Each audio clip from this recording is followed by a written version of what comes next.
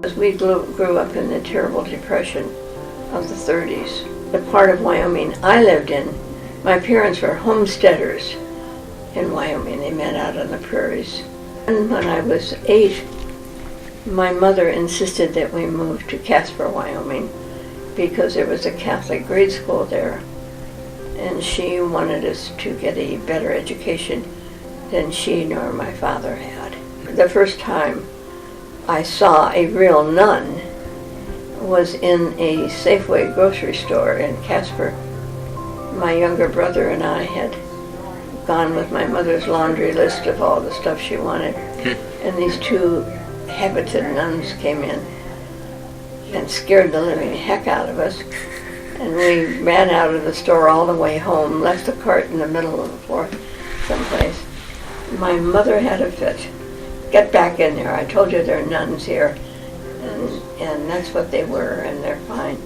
Margaret Casper and I entered together. We went to school together with St. Anthony's in Casper. Now, her name is spelled with a K. The city is spelled with a C. Mm-hmm. But anyhow, we came on February 2nd, and the Mother General, as she was called, and the head of the community is called in those days, and she had a council.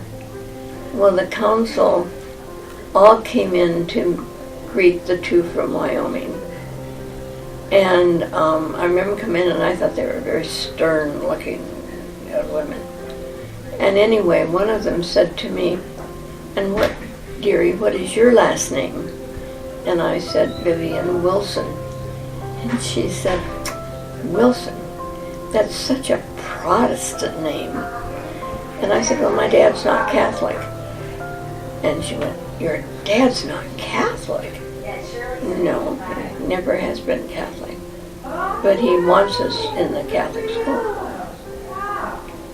But I was a little taken back that the name Wilson was kind of a foreign name in the community. It's a very Protestant name. I had an older brother who just would go after me he would say, you're not doing what God intended you to do. Now, I had 6 married brothers and sisters, and I'd say to him, there are enough nieces and nephews, in fact there are 28 of them, they don't need somebody else coming in and adding to that population. And we'd go the rounds, and he finally came around, but it took him about 30 years to do it.